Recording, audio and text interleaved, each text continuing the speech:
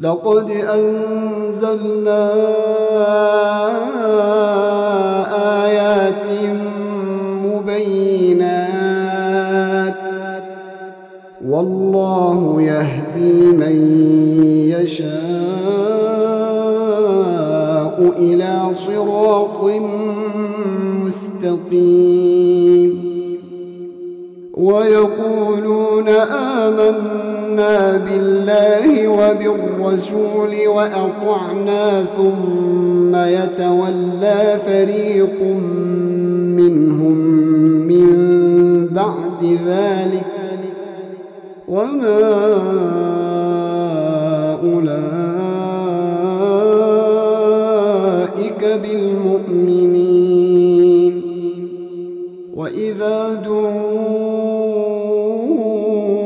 إلى الله ورسوله ليحكم بينهم إذا فريق منهم معرضون وإن يكن لهم الحق يأتوا إليه مذعنين أفي قلوبهم مرض أم ارتابوا أم يخافون أن يحيف الله عليهم ورسوله بل أولئك هم الظالمون إنما كان قول المؤمنين إذا دعوا إلى الله ورسوله ليحكم بينهم أن يقولوا سمعنا وأطعنا وأولئك هم المفلحون ومن يطع الله ورسوله ويخشى الله ويتقه فأولئك هم الفائزون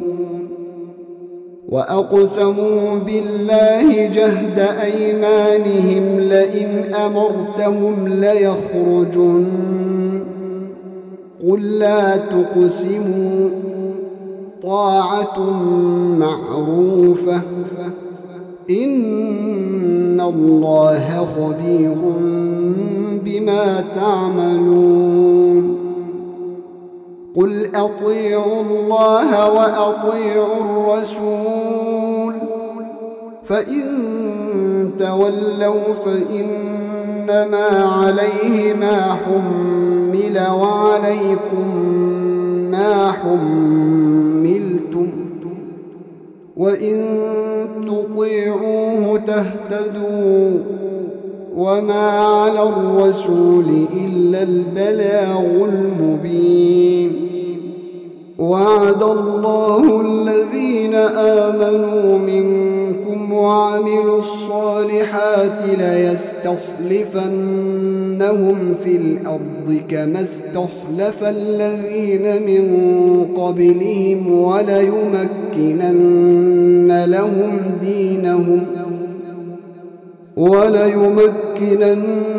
لهم دينهم الذي ارتضى لهم وليبدلنهم من بعد خوفهم أمنا يعبدونني لا يشركون بي شيئا ومن كفر بعد ذلك فأولئك هم الفاسقون وأقيموا الصلاة وآتوا الزكاة وأطيعوا الرسول لعلكم ترحمون لا تحسبن الذين كفروا معجزين في الأرض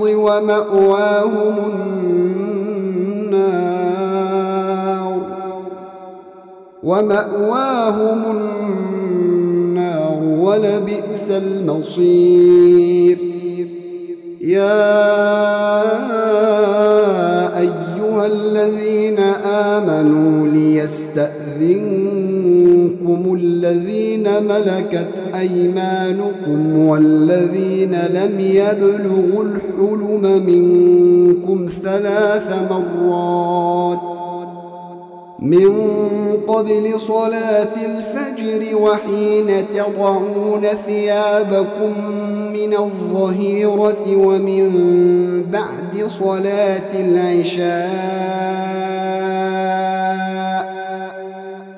3 عورات لكم ليس عليكم ولا عليهم جناح بعدهم طوافون عليكم بعضكم من بعض كذلك يبين الله لكم الآيات والله عليم حكيم. وإذا بلغ الأطفال منكم الحلم فليستأذنوا كما استأذن الذين من قبلهم كذلك يبين الله لكم آياته والله عليم حكيم. والقواعد من النساء اللاتي لا يرجون نكاحا فليس عليهن جناح أن يضعن ثيابهن غير متبرجات بزينة وأن يستعففن خير لهن والله سميع عليم. ليس على الأعمى حرج ولا على الأعرج حرج ولا على المريض حرج ولا على أنفسكم أن تأكلوا من بيوتكم ولا على أنفسكم أن تأكلوا من بيوتكم أو بيوت آبائكم أو بيوت أمهاتكم أو بيوت إخوانكم أو بيوت أخواتكم أو بيوت أعمامكم أو بيوت عماتكم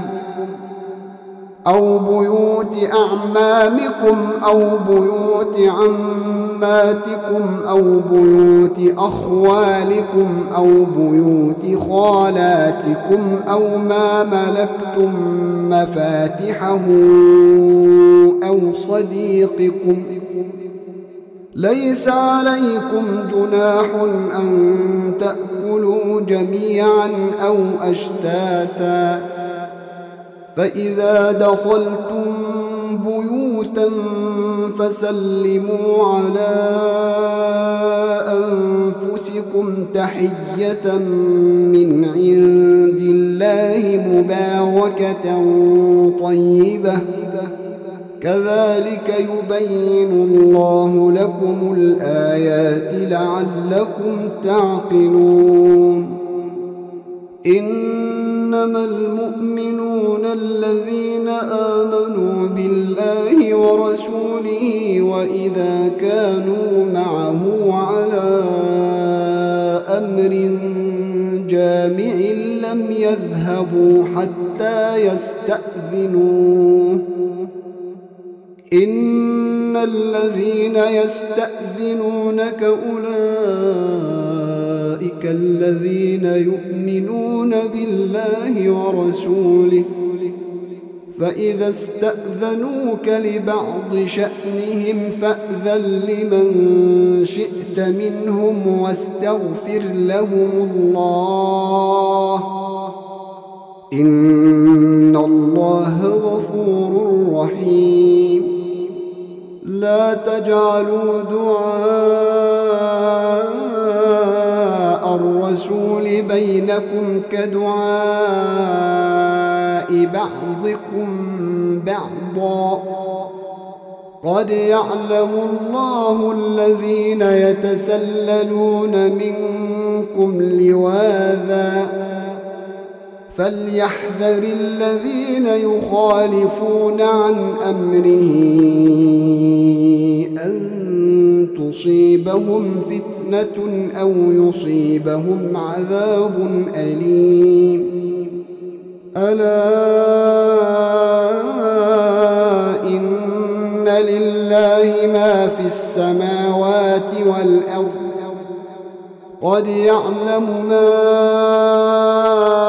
أنتم عليه ويوم يرجعون إليه فينبئهم بما عملوا والله بكل شيء عليم.